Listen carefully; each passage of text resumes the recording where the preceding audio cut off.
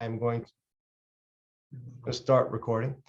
Thank you for choosing to spend your Tuesday morning with Sasko River Center. Our parent discussion series this year is dedicated to stress, recognizing it, managing it, and different considerations related to stress.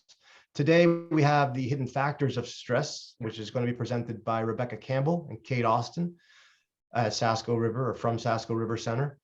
A couple housekeeping items before we get started. We are recording this session, so keep that in mind when you comment and or I guess unmute your audio. I'm going to leave it to the presenters to tell us how they would like to see comments or questions, whether they'd like it in the chat or whether you can interrupt with your audio or leave them to the end perhaps. And at the end of all this, I'm going to make available a PDF of the presentation slides. I'll email those to you. This time the email will go through, and you'll get a recording or a link to the recording of this session. So I'm going to get it kicked off. I'm going to introduce Rebecca Campbell and Kate Austin from Sasko River. Who wants to take over and tell us a little bit about yourselves? Kate, you can start. Yeah, I'll start. So hi, everyone. My name is Kate Austin. I am an occupational therapist here at Sasko River Center. And I am in charge of the feeding department, but also some of the student services, and also kind of helping to supervise the staff. I've been with Sasko River for a little over 3 years now, and I love it. It's great. I'll keep this quick. I'm Rebecca Campbell. I'm a therapist here. I also head up the therapy services, seeing all ages of kids, adolescents, young adults, and parents. We're going to start our presentation. Kate's going to kick it off. And Kate, do we want to entertain questions during or in the chat? I'm fine with either, really. Yeah, like I think Rebecca and I kind of like to have it interactive. So if you guys have questions, like, in the moment, you can definitely pop it into the chat. I know I can share my screen. I'm just not the best with knowing if I'll be able to see the chat. Mark, I don't know if you'll be here to monitor the chat. Is that possible? Yeah, I'll be here, and if I see anything pop up, I'm happy to let you know. All right, awesome sauce. All right, cool. So I'll get us started then.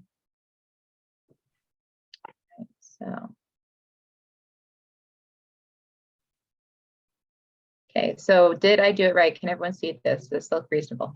Perfect. Yes, all right, I did it. Okay, so like Mark mentioned today, our topic is the hidden factors of stress. And what we wanted to do is that we're all very familiar with stress in a bunch of different ways. So we kind of wanted to talk about it from kind of the two kind of sides of the coin. So from the OT kind of factor and sensory aspects, and also from the Rebecca side. So also some of the mental health and kind of wellness aspects for stress and how it kind of can affect our bodies and things that we can do to help kind of alleviate some of that. So things that we're going to go over today are what is stress, so defining it in more of a concrete way. How does it impact our bodies? I'm going to go a little bit into how it impacts us physically, talking about how it actually impacts our nervous system and the neurochemicals that are transmitted when we are under stress. Rebecca's going to talk about how it impacts our minds and our mental well-being, and then we'll talk about some different things that you can do to kind of help alleviate stress. So the World Health Organization defines stress as this. So stress can have a couple different facets to it, but the way that the WHO defines stress as anything or any type of change that can cause physical, emotional, or psychological strain. So it seems really broad, but I think that that's one of the reasons why stress can be so challenging, is because it literally is a global open-ended thing. It is any type of change that you experience that causes you physical, emotional, or psychological stress or strain. Stress is and this is another piece too that I'll get to a little bit when I talk about sensory, but stress is your body's response to anything that requires attention or action. So anytime that your brain and your body needs to respond to something within your environment, it can produce stress. So depending on the amount of intensity, like, so whether it's something that is, action, say fearful or uncomfortable, or attention, something difficult or very challenging for you to pay attention to, it can produce stress. And everyone experiences stress to some degree. So I think that was another thing that Rebecca and I kind of wanted to talk about, is that stress has sort of been normalized as something that exists in everybody's lives, which I think is completely reasonable. I think it would be very unreasonable for us to have this presentation and be like, you can alleviate stress completely and you'll never have to deal with it ever again. We all experience it in some forms. And some versions of stress are healthy in terms of helping us to be able to, avoid unpleasant things, helping us to kind of like, listen to our gut instinct in terms of how we respond to things with our environment. That is this feeding my best self, or is this causing me a lot of stress and something that's maybe not the best choice for me to be doing? So there are positive, aspects of stress, which is why our brain produces these neurochemicals that cause these feelings. But what we do want to talk about is how too much stress, or how kind of the way that stress has sort of been normalized in the way of constantly being busy or constantly being overwhelmed, and like, oh, well, I'm just stressed and I guess that's just is how it is. It doesn't always have to be like that. So we kind of wanted to kind of like pull back the curtains a little bit and talk a little bit more about what types of stress you can have some control over. So this one is my longest slide. So I'm going to be on this one for a little bit, but I kind of wanted to go into a little bit of the nerdy aspect of stress. And I wanted to talk a little bit about what is actually going on inside of your brain when you are experiencing stress. So there are two types of, there basically are, I'm totally boiling the neuroscience of this down to a very, very digestible piece, but there basically are kind of two halves of your brain. So there's your parasympathetic nervous system and your sympathetic nervous system. So your parasympathetic nervous system is typically referred to as a rest and digest nervous system, but this is the half of our brain that is when we are feeling the most relaxed, the most calm, and the most organized. So the neurochemicals that are produced when our parasympathetic nervous system is at work are dopamine, oxytocin, and serotonin. So I wanted to quickly just go into those a little bit just to kind of give a little background. So dopamine is a neurochemical that helps to do a lot of different things. It has impacts on movement, memory. It is a reward and motivation center in our brain. It has things to do with our behavior and our cognitive development, attention, sleep and arousal, mood, and learning. And so you can think of when our brain is producing dopamine and engaging in activities that produce dopamine or fulfill those centers that activate dopamine, it can have a really positive response. So all those things I mentioned, like, memory, pleasurable activities, sleep, our mood. So those tend to be things that have a positive effect. Serotonin is produced by our body, and it can have a lot of different effects. One of the things that it can impact is mood, digestion, sleep, and health. So serotonin obviously impacts our mood. One of the biggest things that serotonin is probably you guys may have heard of or read about with serotonin is that serotonin imbalances can lead to some of the mental wellness challenges such as anxiety or depression. Most often depression in certain cases. But serotonin can also have really positive mood boosting effects. So later on, when I talk about sensory strategies to help alleviate stress, there are things that you can do to help activate your parasympathetic nervous system and produce little boosts of dopamine and serotonin, which can alleviate and alleviate stress or discomfort and cause a little bit of a positive mood boost, which is really kind of cool. And then oxytocin, everybody is most familiar with as being the bonding, or kind of, they call it, there's lots of different research out there, but some people call it the love chemical or the hug chemical. It's most present in infant and parent bonding, especially infant and mother bonding. But it also has found that oxytocin can be stimulated by physical contact. So like a hug from a loved one, or preferred physical contact, holding hands, even just being physically next to somebody that you have an emotional connection with can produce oxytocin, and it helps to make you feel more related and close to the person that you're with. So those three neurochemicals are ones that make us feel calm, they make us feel comfortable, they make us feel regulated. And so when our parasympathetic system is activated, these are the neurochemicals that are produced, and ones that make it easier for us to be able to do the things that we do. So if it's time to go to bed, if it's time to relax on the TV, relax on the couch and watch TV, these are the chemicals that are being produced, and kind of that's what's happening when your system is in that state. Now, when we're stressed or when we're overwhelmed, our nervous system is in the sympathetic area, and so it is on alert, and we're kind of like, on our guard. And so our nervous system is producing two completely different chemicals. So it's producing adrenaline and cortisol. So again, these are things people have probably heard of before, but I just wanted to quickly go over them. So adrenaline is produced in our adrenal glands, and when adrenaline is reduced into the body, it produces a stress or danger response. When it can be very, very difficult, or when our body is faced with a stressful or very uncomfortable situation, it can produce that fight or flight. So adrenaline activates our fast twitch muscles. It increases our respiration rate. It increases our heart rate. It dilates our pupils. So it has a lot of very physical impacts on our body. And if there's something that we needed to be fearful of, right? So the fight or flight response, like if we needed to run away from something fearful, or if we are, adrenaline is also produced a lot when people are doing something very physically active, like running a very difficult race, or like, going on a really difficult hike. And when adrenaline is produced, it helps to activate those areas in our brain and make us more capable of achieving what we need to do when that's present. Now, if we think of our heart racing and our pulse rate going up and our respiration rate going up and sweating and just feeling all these like aspects of adrenaline when we're, say, sitting at our office desk, or when we're socially engaging with somebody else, that doesn't really match up. And so that's when adrenaline can kind of not serve us the best, and it can make it kind of challenging. And so when there's too much adrenaline produced in our body over time, it can cause a very overwhelming sort of depleting effect. It can make you have muscle fatigue. You can get really sore and tired because your body produces all those neurochemicals, but if you don't use them, they kind of hang out in the synapse for a little bit longer than they need to. And then really quickly, I want to just talk about cortisol. So cortisol is actually a very, very common chemical. It gets kind of a connection to stress, but there are receptors. They're called glucocorticoid receptors, but they exist in every single tissue of every single organ of our body. So basically, our body's ability to utilize cortisol exists globally. So our brain, our organs, our skin, our muscles, all of them have glucocorticoid receptors. And then some of the main things that cortisol does is it regulates your stress response. It helps with your metabolism. It suppresses inflammation. It regulates blood pressure. It helps to regulate your blood sugar, and it helps to control your sleep-wake cycle. So again, cortisol, even though it has a connection to stress, also has a lot of these really positive benefits as well.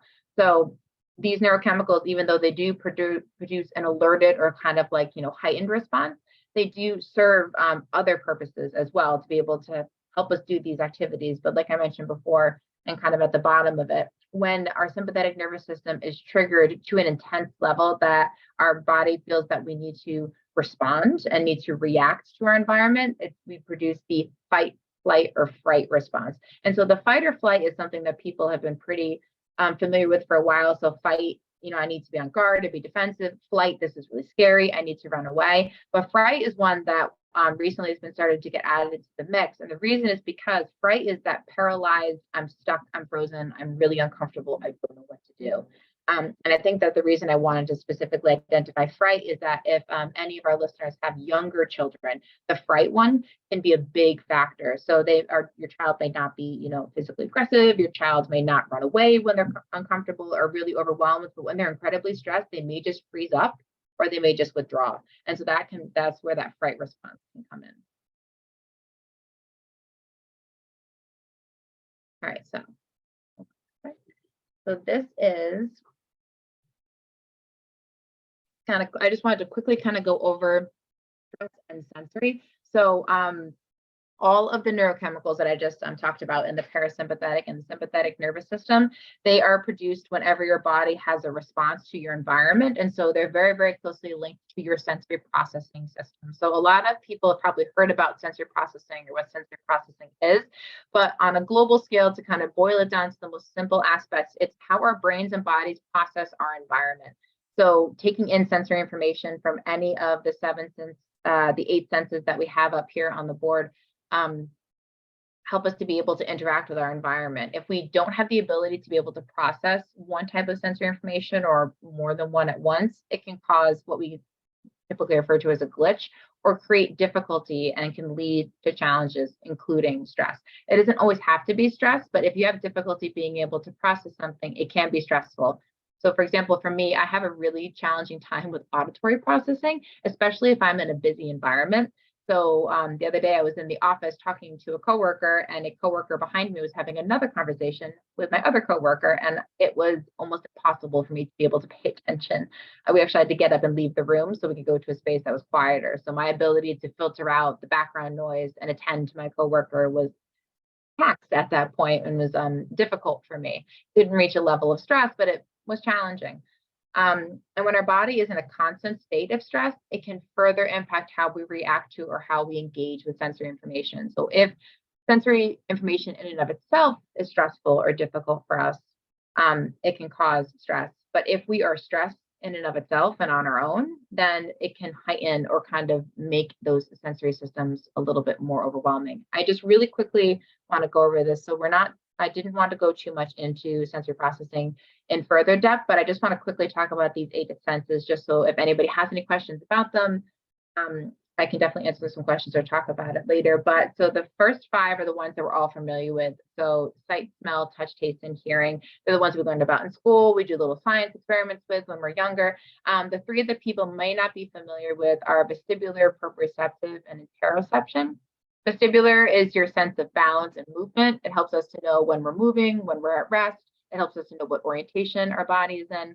And it really helps us to be able to activate the alertness and kind of the kind of alert or kind of awakened centers of our brain. So if everybody's at that time where they've been sitting still for a really long time, and then they get up and even just that walk around the office or that quick stretch session, and you sit back down and you feel that kind of like awakened sort of response, it's because you've triggered that reaction by stimulating your vestibular system. Your proprioceptive system is located inside of your muscles and joints. It helps to give us body awareness and know where we are in space so that I can reach out and grab my water bottle without having to think about where my hand or where my arm is. And it also gives us the ability to respond positively to muscle stimulation. So that deep, relaxed, sort of kind of like mushy-gushy feeling you get when you get a really good massage or a really firm hug from a loved one, that's stimulating our proprioceptive system. And then the final system is the interoception, and that's all of our internal senses. So that's hungry, I'm tired, I have to go to the bathroom, something hurts, I pulled a muscle. It's all those kind of internal sensations that are not outwardly visible by others. It's really kind of us being in tune with our own bodies. I quickly wanted to kind of show you guys this chart because I feel like this is a good kind of indication of how stress can have a cumulative effect. So I show this chart to a lot of my families and a lot of the clients that I work with, and I'm describing how different triggers can cause different types of impacts on our arousal. So each of these different arousal levels is supposed to kind of indicate a different type of sensory presentation. But for the purpose of this presentation, I'd love for you guys to just look at the green and the yellow. So the green is kind of spends most of the time in the shaded band, which is that optimal range. And that it's called an optimal range, not because it's good or bad, but just because it's the easiest for us to be able to do what we need to do in our lives when we're functioning within that optimal range.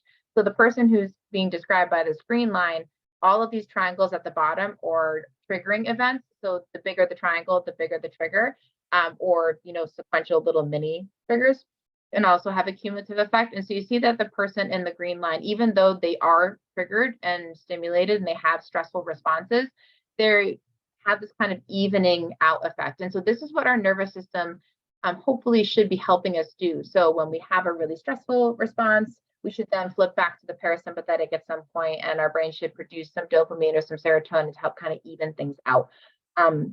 What can happen is if we spend a time in too much stress, or if we're consistently overwhelmed by stress, you can get into this yellow line, which is every single sensory trigger or every single stressful experience that you have builds and builds and builds until you crash over into the sensory overload, which is where you kind of just pop or just cannot handle anymore. And so this is kind of the one I wanted to identify, because the constant building up of stress over time can cause some of the physical challenges that we're going to talk about next. So kind of being aware of, am I having ups and downs and sometimes I pop over and I have a little bit of a heightened response, or am I a person that feels like it's building and building and building and I never kind of get back down? So I just really want to quickly go over these and then hand it over to Rebecca. So these are some of the physical symptoms that you can have when you have excessive stress. So aches and pains, exhaustion, headaches, high blood pressure, muscle tension or jaw clenching, stomach or digestive issues, and a weakened immune system. There's still the research is kind of sort of balanced on this, but it does show that over time, significant stress can impact your ability to fight off colds or kind of more of those common everyday sort of kind of bugs and things that happen.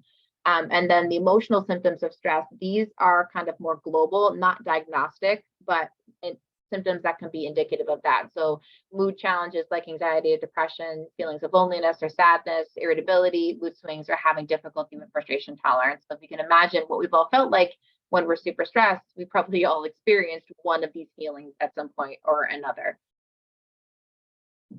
And then this is just a really quick study. I just really wanted to kind of highlight that stress can come in a lot of different forms, but that specifically, this was a study, I believe, that was done within the last 3 or 4 years, but it was specifically looking at children within secondary and higher education, and looking at these, actually teens, I apologize, between 15 and 16 years old, on looking at stress and school. So they said on average, 66% of students report feeling stressed about their grades, and 59% reported that they often worry about a test and whether it's going to be difficult. And as many as 37% of the students reported feeling tense when they were studying, and that girls experience a higher rate of school-based anxiety than boys. So I thought that was really interesting, because I know that a lot of our students put a lot of pressure on themselves to do well. And I know a lot of the schools in the area are competitive and really wonderful schools to help, prepare our students and prepare our loved ones for, the next stages in life. But that there is a high level of school and test taking anxiety that is existing for students. Okay, that's me. Thanks, Kate. I will take it over. And Kate, I'm realizing I'm going to ask you to switch the slides, because I don't think I can. Okay. So Kate, that was great. I wanted to share a quick anecdote. I was talking to a friend who was telling me how her body was feeling really stressed out. She said that she was feeling, she feels like she carries tension and stress in her shoulders. Her back was hurting. She was having a headache. She was telling me that she was worried. Her son had just applied to colleges. Her mother's not well. Her daughter just started a new school and was having trouble making friends. And so we can see how stress can impact our worries, and our worries and our thoughts come from our brain. And I wanted to just give a quick diagram of the brain as far as mental health goes, where just wanting to really focus on, there's the limbic system in our brain, which is housed in the temporal area. This is kind of a primal area of our brain that houses our emotional center. And it also houses our amygdala. And Kate was talking about cortisol. It's where our fight or flight threat detector exists. And when we worry, it can stimulate our amygdala, and our amygdala, based on the worries that we have, can get us into fight, flight, or fright mode, as Kate was talking about. And it can emit the chemicals. The chemicals can then cause us to feel like Kate was describing too, where your heart is racing, you're ready for something, you're ready to, like, for example, we had a little bit of a glitch starting our presentation today, and Kate and I were chatting with Mark, and I could tell that Mark was feeling stressed. And then we could see Mark focusing on the computer, trying to fix it. His brain, I don't know if you were feeling anxious, Mark, you don't have to answer right now, but I'm sure his brain, there was adrenaline pumping through his body. The cortisol was flowing. Maybe he had a little pit in his stomach. That's the cortisol dump into your body. But Mark was able to focus and get us on task. His prefrontal lobe, which is where we house our executive functions, is what gives us logic, planning, organizing, regulation. Mark was able to regulate himself. I think he's probably been in this situation before where he's had to think on his feet. Somebody else that might not be as familiar with a stressful situation might have flustered. We might have not gotten on to the call as well. But this is how, our brain responds to stress, whether or not it's with our fight or flight mechanism going into reaction mode to cause us to focus, to pay attention. But when we're not able to harness it as well, per Kate's example with the arousal levels, then it can take over. We can't regulate ourselves to engage in activities or behaviors or thoughts that might calm us. So I just wanted to point out that as Kate was describing too, that our brains are something to pay attention to when your body is giving you these signals that it is stressed, or that your thoughts are telling you that there's a worry, click into your brain and understand what's happening as best you can, because to sit helpless isn't going to help anybody. But as we're talking about worry, Kate, could you switch the slide, please? I can, in the interim, confirm that I was a little stressed. Yeah. just a little bit, because I have been in this situation before. Yeah, so he was able to regulate. Had Mark not been in this situation before, we might not have gone on this call, but well done, Mark. So anxiety. So when we are worried about something, that's anxiety. It's stress. Stress, like Kate described from the World Health Organization, is strain, physical, mental, emotional strain. Anxiety looks like, or feels like worry. It feels like fear. It's about thoughts around, am I capable? Can I do this? What will happen if I do this? What will happen if I don't do this? So having stress puts you at vulnerability for experiencing anxiety. And anxiety kind of looks active this way, but almost looks like active avoidance or panic. It can also look like impulsivity and reactivity, like we're talking about the cortisol, not being able to access your executive functions. Your executive functions are around regulation. If you can't regulate, you're probably going to react impulsively. For example, some people with social anxiety want to avoid social situations because maybe they go into flight mode and they retreat because they're not sure how to handle themselves socially, and it's very uncomfortable. Some go into more of a fight mode where they get into social situations and they're anxious, and then things pop out, they can't take it back. They're worried about what kind of reaction people are having about them. They're in their head, people are judging me. It's these worry thoughts, whether or not it's socially, whether or not it's academically. You know, Kate was referencing some statistics about our students taking exams, the level of stress they're feeling. That's going to for sure turn into anxiety around studying, around test taking, around presentations. I know a lot of adolescents that have a really hard time getting up and presenting because they've learned that it's difficult for them, it's uncomfortable. And so our natural reaction is to avoid that instead of leaning into it.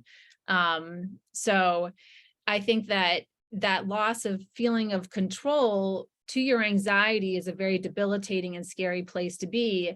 Anxiety can then keep you from doing things that you might otherwise like to do. If anxiety, everybody has anxiety, like everybody has stress, we're all on the continuum. And anxiety, like Kate was saying about stress, is also, it's a benefit. It helps us to sit up and pay attention, but it can cause us to not engage in activities or behaviors that we want to, that we see other people doing that, or that we know we need to get to that next step. When your anxiety starts to keep you from doing that, you start to have then negative feelings about yourself.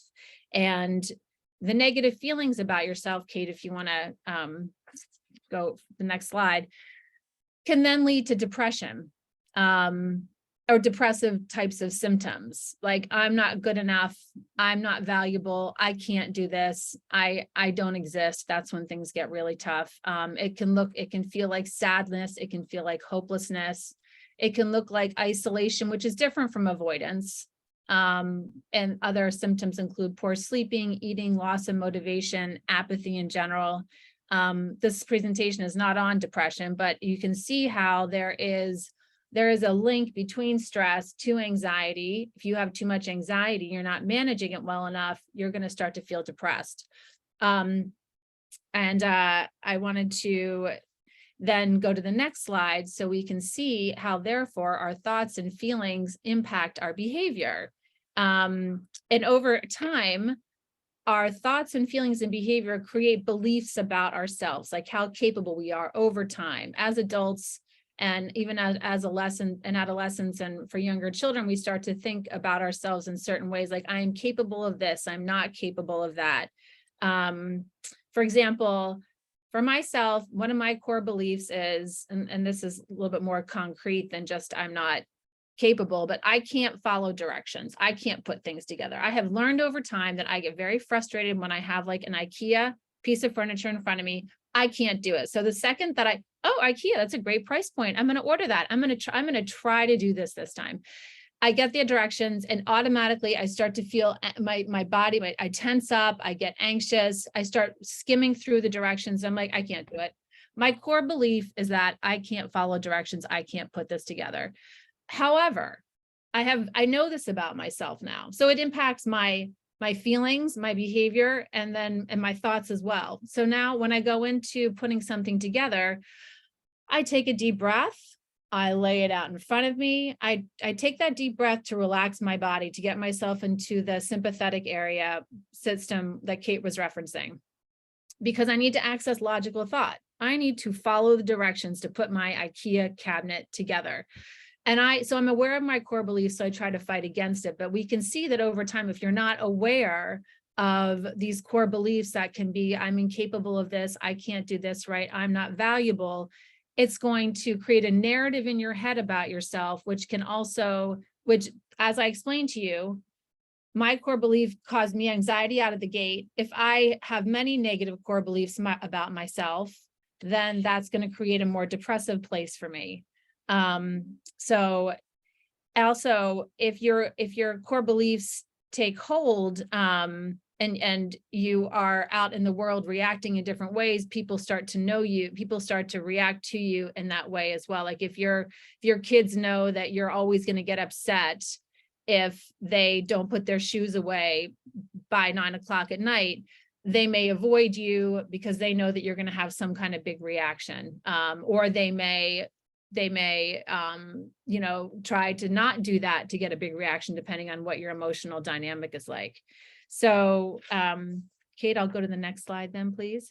To that end, how does stress impact relationships? Depending on the trajectory of how you manage stress in your life, your stress can cause other stress or others' anxiety. And within the relationship construct in your lives, this can be productive or not so productive. If you're somebody that people experience, or you experience as yourself as somebody that's well regulated, that can handle being in a system that is constantly changing, people are going to you're going to feel capable, you're going to feel valuable. If you're somebody that is carrying stress, therefore some anxiety and some negative thoughts, it's going to impact how other people want to be around you, and actually how you probably want to be around other people. You might actually isolate, you might not want to engage, you might be anxious about things. And certainly, as my first example, your kids vibe off of you. Every child is born wanting to please their parent. If your child knows that you're carrying around stress and anxiety, some kids will try to manage their stuff on their own without adding to yours. Some kids may, when they're having a hard time, try to come to you with something, and then you might have a reaction because you're not in a regulated place, which then places your child in more of a risk area for anxiety as well, because they're managing their feelings while then also trying to manage your stressful reaction on top of that. And then Kate, the next slide, please. I'm kind of flying through this because I'm very sensitive to time. There is, as Kate mentioned too, like stress is productive for us, but sometimes there's a secondary gain, like this quote I found: if you can't handle stress, you can't handle success. So sometimes, people really like saying like, I'm so stressed out, I have so many things to do. It can kind of be a marker of productivity and mastery, when really as we've been talking about, stress is part of our lives. But I do think that some people like to exist in this place where they can kind of get attention from it. It's kind of something that's a marker of success in a way if you're so stressed out. But really, I think as our presentation is showing, it's best to try to really tune into yourself to figure out where your baseline for stress is. Next slide, please, Kate. So understanding stress, understanding the physical symptoms, some of the mental health symptoms. I wanted to read an excerpt. There's this great book. I'm not being paid to promote this book, called Atomic Habits by a man named James Clear. And he talks about creating habits in your life to handle stress. And I thought that this, and just live a better life, I thought this example was really appropriate. So he writes, on page 20, imagine that you have an ice cube sitting on the table in front of you. The room is cold and you can see your breath. It's currently 25 degrees. ever so slowly, the room begins to heat up. 26 degrees, 27, 28. The ice cube is still sitting on the table in front of you. 29 degrees, 30, 31, still nothing happening. Then, after all these degree shifts, 32 degrees, the ice begins to melt. A 1 degree shift, seemingly no different from the temperature increases before it, has unlocked a huge change. Kate, if you could change the slide. He talks about the aggregation of marginal change and the positivity that compound it. So, and this is important because these are when you make positive changes for yourself, even incrementally, even in little bits, you may not feel the impact right away, but you will see the marginal changes compound, and that compounds positivity. And positivity for yourself and your sense of agency and feeling valuable to yourself is so important to your mental health. It's so important to these chemicals that Kate was talking about. It's important to your stress levels to know that I can do this. I am capable. I am valuable. I can read these directions and put this cabinet together.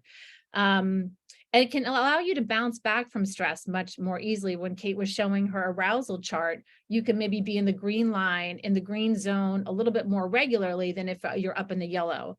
But we know that stress slams us unexpectedly, and therefore it ratchets up the anxiety. So when you can go into any situation with, even if it's a stressful day, like I know today was going to be a long day for me, a lot going on. So I made sure I had my favorite snack with me. I made sure I have the lunch that I know that works for me, and creating habits around snacks and getting myself good food throughout the day is important to me. These are little incremental marginal changes that I've made to my life that have made me able to weather the storms of the day. And finally, from my part, when we experience stress, it's really important that we validate how we're feeling. We validate the difficulty that we're experiencing emotionally in the moment. And there's a therapy that's called dialectical behavioral therapy that is really it's being pumped into our school systems now. It's a lot of practitioners are being trained in it. It's about distress tolerance. It incorporates mindfulness, which Kate's going to talk about a little bit, touch on. But one of the phrases that I've taken away from it is you hold two opposing pieces of your experience at the same time. Like, I am so stressed out. I have a really big day today. I'm nervous about this. And also, I know that I'm going to keep drinking my water and go for a walk when I can for 10 minutes because I know that regulates me. Or I have a big test. My friend's not texting me back. Nothing's going my way. And I know that if I take a break and talk to my mom or do a FaceTime with my cousin, that usually grounds me. So it's about holding two opposing forces at the same time, because if we put the word but in there, that negates our negative feelings. And it's important that we embrace our negative feelings and also move to a place where we can manage those, because that's who we are in the aggregate. So I will move this along to Kate to take it from here. Awesome. So like Rebecca said, I'd love to leave time for questions at the end. So these next couple of slides are going to be on the shorter side, but kind of one of the things I wanted to kind of talk about is that you see a lot about, like, sensory strategies. This woman obviously right here is taking a bath bomb and looks like she's having a wonderful time. But one of the biggest things to think about when you're looking at or looking for sensory strategies, that it doesn't take much. So just spending 5 to 10 minutes a day, or even 5 minutes in one moment to engage in a activity, whether it's a sensory-based break, whether it's just a mindfulness break, whether it's just a break to yourself where you're literally just sitting in a quiet room and turn off the lights for 5 minutes. It doesn't take a lot for you to be able to stimulate your parasympathetic nervous system. And that's because your parasympathetic nervous system is that rest and digest part of our brains. Our brains like to be in that state because it doesn't take up a lot of energy. Our brain doesn't have to spend additional information scanning our environment for, things that it could be perceived as stressful or difficult. And so it wants to be in that state as much as humanly possible, but our brains and our bodies also protect us. So if it feels like it needs to be in that heightened alertness state, it will stay in there for as long as it feels like it needs to protect us. And sometimes our brain can go a little bit too far and protect us a little bit more than it needs to, which can, like Rebecca said, make us end up in that yellow line more often than we want to. And so a lot of times thinking about like stress relief in general, or mindfulness or meditation or any of these sort of things can feel really overwhelming. And so I really wanted everybody to kind of understand and feel that just doing a little bit, even if it's like, if you try to meditate for 2 minutes, whatever it is, and you feel like, oh, like, I didn't do a good job, don't negate how hard you're working on improving or trying to improve the quality of your life or the quality of your children's lives or your loved ones. It doesn't take a lot. Just doing a little bit can really be helpful. So this one activity, the first one, the 3 deep breaths, was one I actually found in one of the books that I've read. I mean, I have to find it, but I could put the book in the chat as well. But it talked a lot about how it doesn't take a lot to be able to become mindful. So even before you do something, like so Rebecca mentioned, taking a deep breath, even just the act of sitting still and closing your eye, or standing still and just taking 3 deep breaths before you do anything, sets your body up in a completely different neurological state than you were before you took the 3 deep breaths. It's not a panacea. It's not going to completely alleviate or remove any of the discomfort that you're feeling, but it's just one step closer to stimulating that side of our nervous system that can help us to feel more regulated. And so it can just make us a little bit more mindful and more present in the moment and kind of aware of what's going on. I put down a gratitude journal because that's one of the things that comes up again and again and again in the research about mindfulness and compassion and things to be able to help kind of support us. So kind of engaging in a gratitude journal, like Rebecca said, small, simple changes over an extended period of time, like the atomic habits Mr. Claire was talking about, are things that can be really beneficial. So even just writing in your gratitude journal at the end of the day, I am grateful, and I was really happy that I had pasta for dinner because it's my favorite. And I'm really excited to be able to put on, socks when I get home because my feet are cold. It really could be anything that you want it to be. There was one thing too that came up in the research and some of the articles that I read called the difference between self-compassion versus self-confidence. So self-confidence is dependent upon your own ability to measure yourself against others or measure yourself against what you think you want to be. So I will feel confident when I wear this outfit for this meeting I'm going for. I'm going to feel confident when, I'm able to do X, Y, and Z. Versus self-compassion is I'm going to feel confident and good about myself just as I am where I am right now. And so cultivating self-compassion and cultivating the ability to recognize that where you are in this moment is perfect and is exactly where you are meant to be, can be a way to help bring some more mindfulness and alleviate some of that stress. It's not easy, and it takes a while to be able to cultivate it, but kind of focusing on self-compassion and having that kind of love and support for yourself versus focusing on being confident, which I think is another thing Rebecca mentioned about kind of can be a status symbol. Being confident, having this, very positive, forward kind of like, outspoken sort of persona can be something that can be perceived as, professional or a go-getter or somebody who's able to kind of make it, in the world professionally or otherwise, but it's not always the case. And one of the ways that you can do a little bit of, again, a simple little thing that you can do, it just takes a couple minutes to do. You can say it out loud, you can say it to yourself, is a 3-step mantra or sequence that they talked about to help cultivate more self-compassion. And so what you do is it's a 3 steps. So the first thing you do is you validate what's going on. So you say, okay, I am really, really, really stressed right now, and I'm incredibly overwhelmed. And then the second thing you do is identify that it's called connecting to the human condition, but identifying that, but it's okay. Everybody's stressed. It's understandable that I would be stressed about this. This is a hard thing that I'm doing. And it's, totally understandable that I would be overwhelmed at this point. And then the last piece is to recognize that it isn't permanent. Being like, okay, I just have to get through the next hour for this presentation, and then I can have lunch, and then everything is going to be a little bit different, and I'm going to be okay. And so kind of like modifying those 3 steps to whatever language you want to use can be a way to kind of create some of that compassion and mindfulness and kind of help to be able to alleviate some of that. And again, taking those 3 deep breaths, saying those 3 deep things can stimulate some of that parasympathetic nervous system and help to kind of support some of that regulation and some of that calm. So that is the end of our presentation. We would love to open up the floor if anybody wants to pop any questions in the chat, or if anybody wants to, unmute yourselves, you're more than welcome to, but that is our presentation.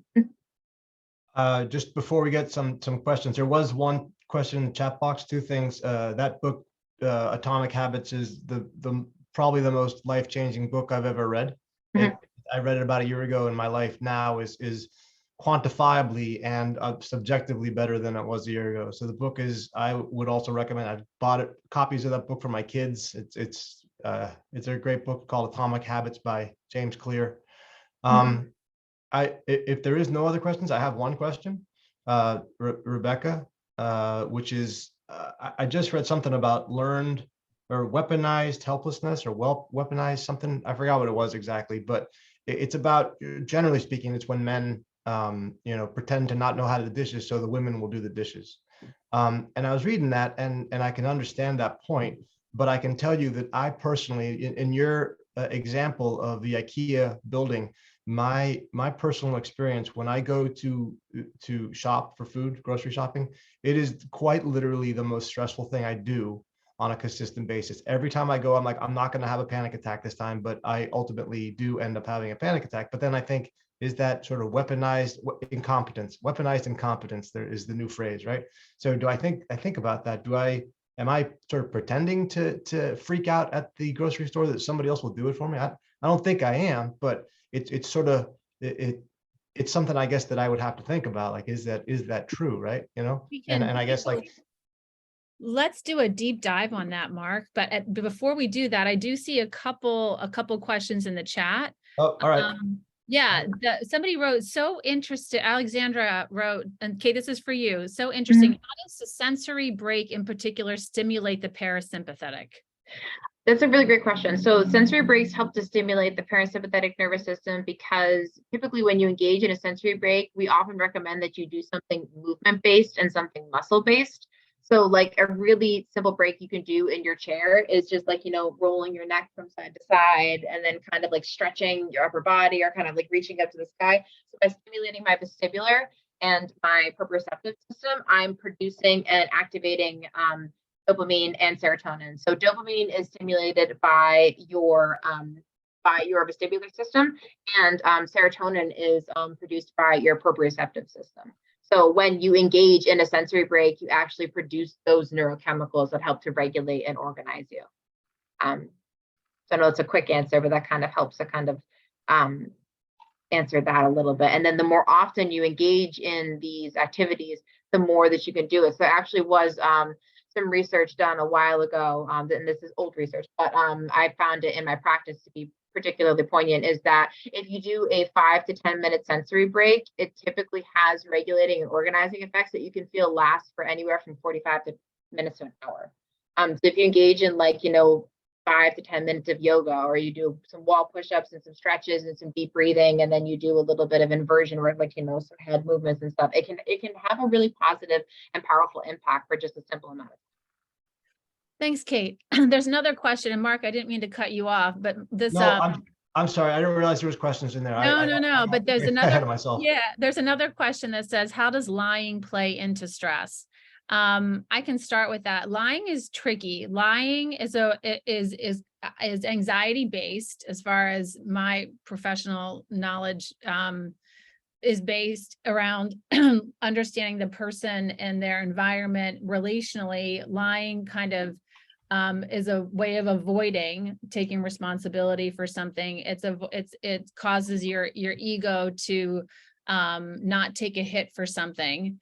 It's very developmentally appropriate for children, especially elementary aged. It can get hardwired as a way of coping, which is maladaptive as we get older. It can cause stress, certainly in the moment, depending on how much it becomes part of your personality. If it becomes part of your personality, personality disorders aren't really diagnosed until the brain is fully developed, which isn't until like 26 or so. If it becomes part of your personality, it's probably not going to cause conscious stress, because it's kind of part of your makeup and your organization as a person. If you're younger, you're realizing that you're lying, it's conscious, and it's probably going to cause you stress. It's probably going, if you're successful in lying, your stress, you're going to go back in that green zone sooner, because you're not going to get blamed for whatever you're lying about. But as we all know, it's probably going to come back and bite you at some point, in which your stress is going to go way back up. So I think it just depends on the situation, depends on what your motivation is for lying. It depends on where you are in the developmental life cycle. I would agree with Rebecca too about the developmental piece. I found for a lot of younger children, and by younger, I mean like 3, 4, 5 years old. Sometimes if they have like, you know, a meltdown or a tantrum or something, and you're trying to process with them about what happened, and they either appear to be lying or appear to say that they didn't do what they said they did, or that it wasn't that, or you're asking them and they say, no, you said you were going to do this. Sometimes when your brain is in that fight, flight, or fright response, or your sympathetic nervous system is so overstimulated and you're so heightened and so intensely ingrained in this stress pattern response, you may have not actually be aware that they had done that, or they might not be aware that that is actually what happened. And for them, this is kind of the environment, and this is sort of like their narrative for the engagement.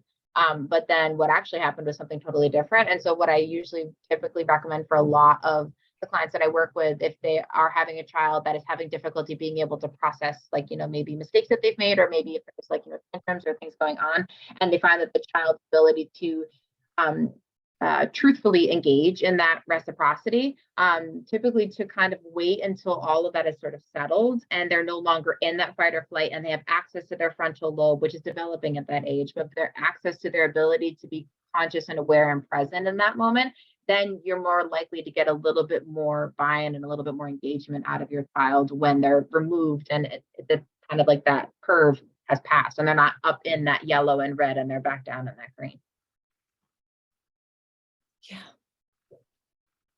Yeah. There's a, Kate, can you see this chat from Monica? I can, yeah. So there's one from Monica. All right. Mm-hmm.